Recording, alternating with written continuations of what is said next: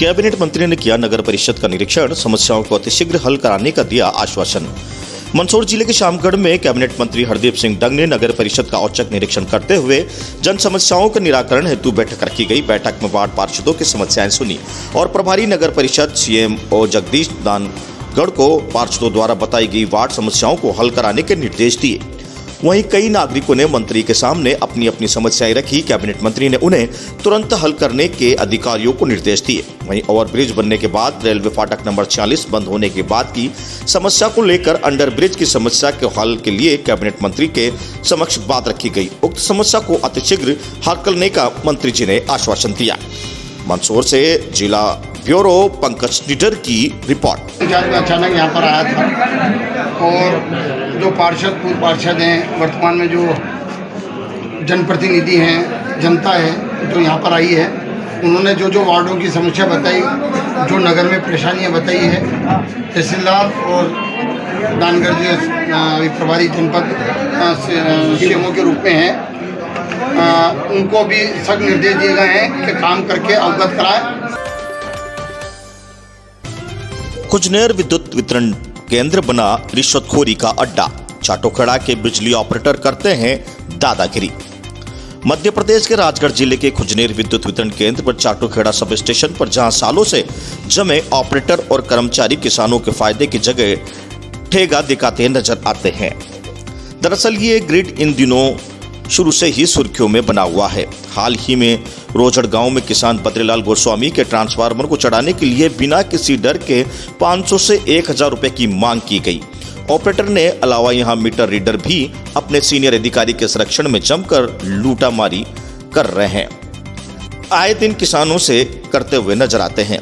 खासकर इसकी कमाई रबी सीजन में जमकर होती है। जानकारी ये भी है कि किसानों को बिजली की चोरी के प्रकरण से बचाने के लिए हर गांव में इनका एजेंट है, जो कि कनेक्शन नहीं है, उन्हें पेंटी के नाम पर आधी राशि लेकर उगाई कर अपनी व अपने अधिकारियों की जेब गर्म करवाते हैं। यह सच जो शायद आपको भी अभी तक नहीं पता था, लेकिन हम इन भ्रष्टाचारों को आप तक पहुंचाने का साहस करते हुए इनकी पोल खोल रहे हैं। पोल में यही खुलकर आया है कि यह ग्रिड में बिना पैसे में कोई काम नहीं होता है। जो किसान बिजली सुधारने के लिए बिजली बंद करवाने की परमिशन लेते हैं, उनमें भी राशि की मांग करते हुए राशि ली जाती है। ऑपरेटर जब चाहे बिजली बंद करके जब चाहे चालू कर दे, यही सब उनके इशारे पर ही होता रहता है, जिसमें इन्हें रकम प्राप्त होती है। आज एक ऐसा ही मामला सामने आया है जब किसान ने ट्रांसफार्मर को चढ़वाने के एवज में 500 के 1000 रुपए की मांग की गई। साथ ही राशि की मांग करने वाले शैलेंद्र यादव का कहना है कि बिना पैसे के कुछ नहीं होगा, लड़के को भेजूंगा तो राशि देनी पड़ेगी, उसको जितने मिलते हैं उतने में कुछ नहीं होता। मामला कनिष्ठ यंत्री श्री विशाल गरवाने तक पहुंचने पर देर शाम विभागीय अधिकारियों के कड़े निर्देश के बाद किसान के ट्रांसफार्मर को चढ़वा दिया गया। इस तरह ग्रिड के 5-6 कर्मचारी हैं जो 40 से अधिक गांवों में बिजली के जुड़े कार्यों को किसानों को काम किस तरह से करते होंगे, इस बात का अंदाजा आप इस ऑडियो क्लिप के लगा सकते हैं। लेकिन क्या इससे सीनियर और वरिष्ठ अधिकारी मामले में इस ग्रिड पर जमे कर्मचारियों पर कार्रवाई करेंगे? ये बड़ा सवाल है, लेकिन मीडिया का जो फर्ज है हम आप तक अवश्य पहुंचाते रहेंगे। मामला जिला कलेक्टर नीरज कुमार सिंह को बताया गया, जहां उन्होंने कार्यवाही करने का भरोसा दिया। उधर बिजली विभाग के कार्यपाल मंत्री श्री एस के पांडे ने भी चाटोखेड़ा में जमे ऑपरेटरों को बदलने के साथ कार्रवाई का आश्वासन दिया। संवाददाता बीरम गोस्वामी की रिपोर्ट। इस वक्त मौजूद हूँ खुजनेर विद्युत वितरण केंद्र के चाटोखेड़ा सब स्टेशन पे। हम आपको सब स्टेशन चाटोखेड़ा पर लेके आए हैं। कैमरामैन से जो कहूँगा थोड़ा सा नज़दीक आए। ये चाटोखेड़ा सब स्टेशन का बैनर लगा हुआ है। ये वही ग्रिड है जहाँ पे सालों से जमे हुए ऑपरेटरों की मनमर्जी का दौर थमने का नाम नहीं ले रहा है। किसानों को बिजली परमिशन के तौर पे 500 से 1000 रुपये तक वसूली की जाती है और ये अधिकारियों के संज्ञान में मामला है या नहीं, लेकिन ऐसा लगता है कि ज़रूर जिम्मेदार अधिकारियों के संरक्षण में ऐसा चल रहा है।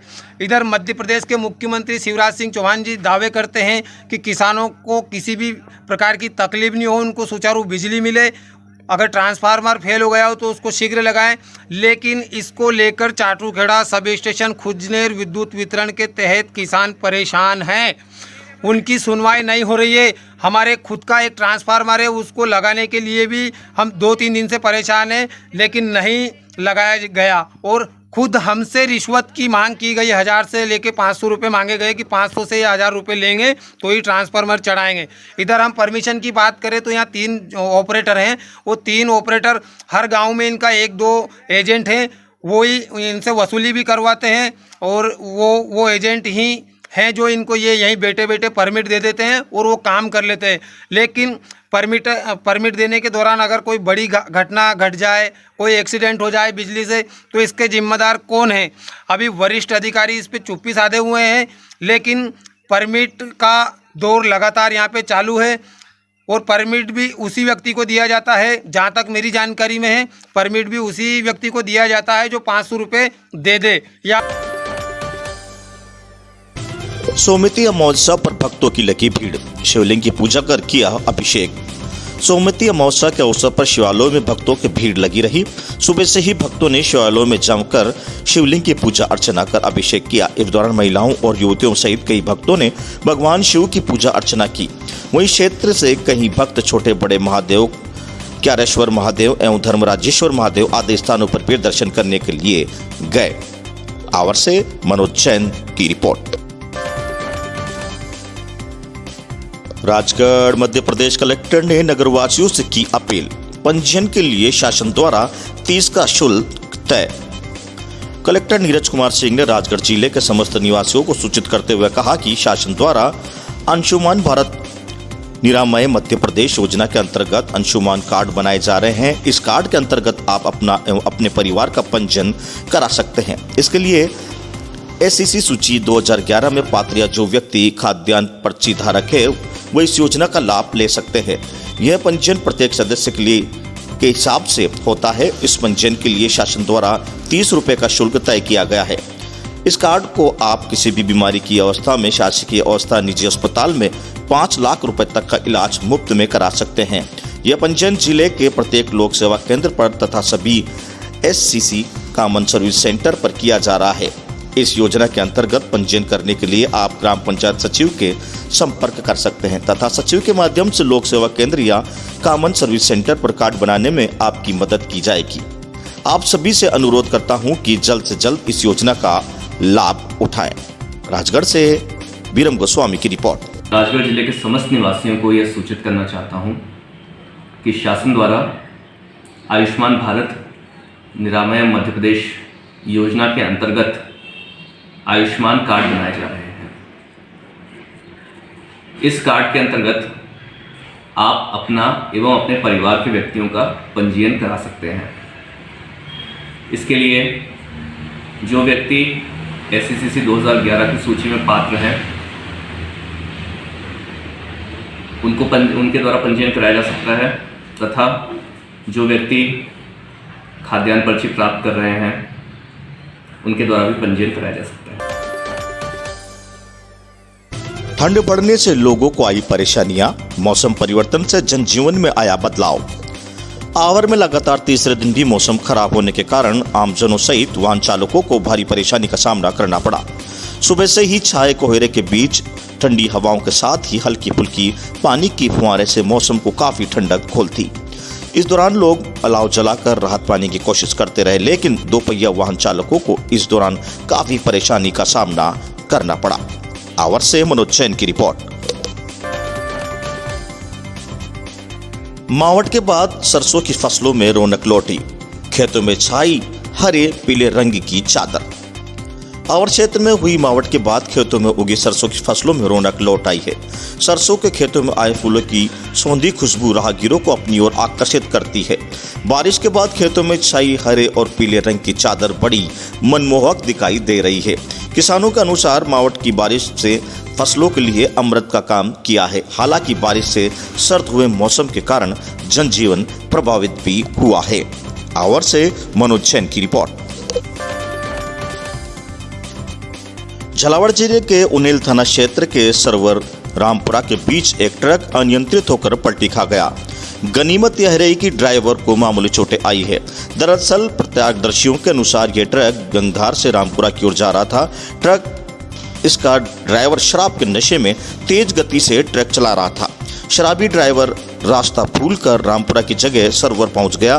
फिर सरवर से रामपुर जाते समय तेज गति व नशे में होने के कारण ट्रक पर नियंत्रण नहीं कर पाया, जिसके चलते ट्रक अनियंत्रित होकर पलट गया। हादसे में ट्रक में परकच्चे उड़ गए और शराबी ड्राइवर को मामूली चोट आई है। नागेश्वर से सुनील निगम की रिपोर्ट। झालावाड़ जिले के गंगधार उपखंड क्षेत्र में मावठ की बारिश होने के बाद कोहरे के आगोश में लिपटा रहा उपखंड क्षेत्र। सुबह से नहीं हुए सूर्य देवताओं के दर्शन। सोमवार की सुबह शहर कोहरे की चपेट में रहा और सर्द हवाओं से ठिठुरन बढ़ गई।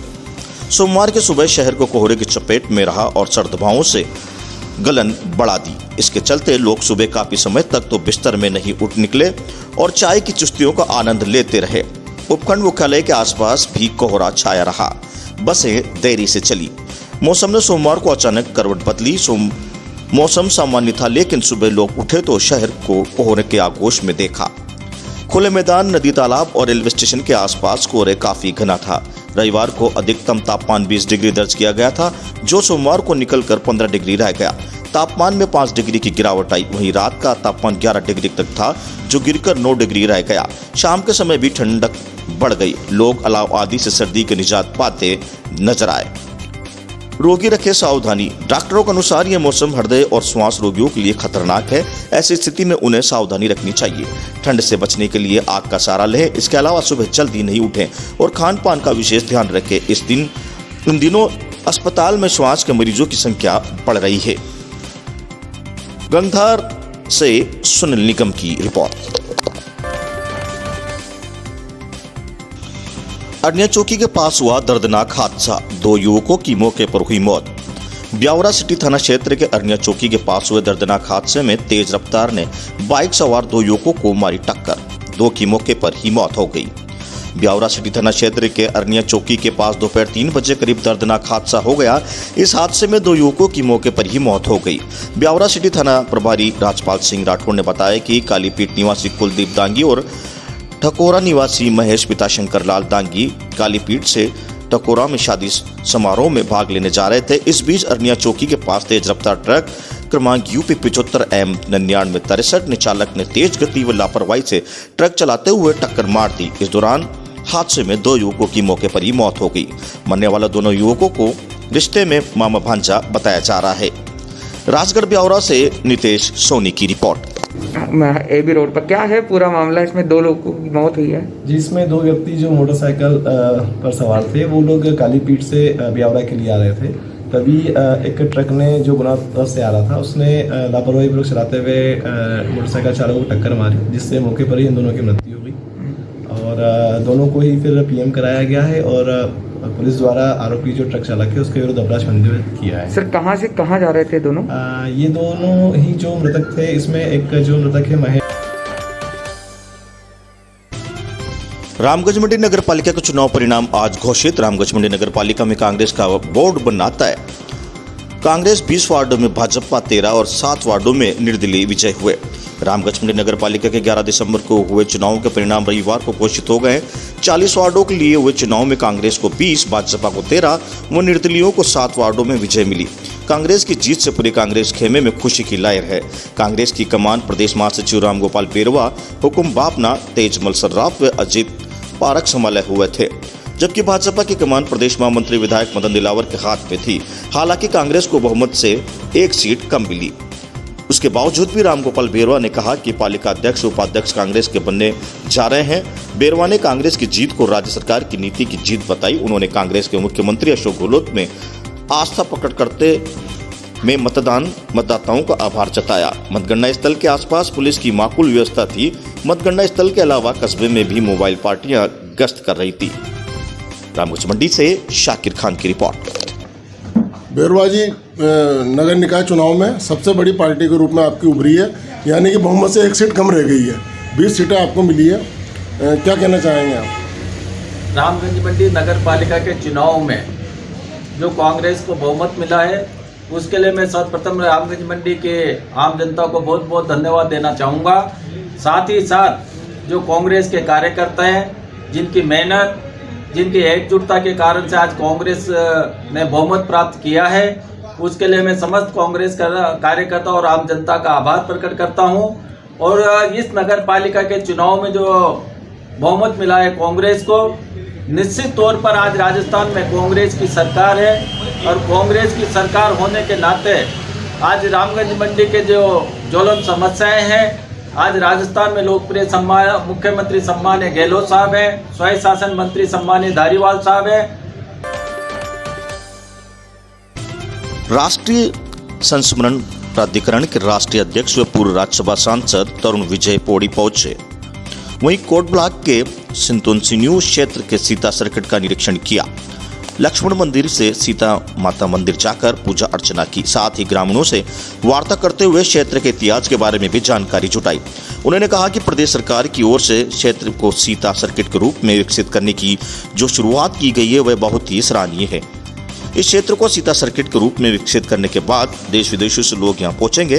साथ ही धार्मिक पर्यटन के रूप में इस क्षेत्र को विकसित किया जाएगा।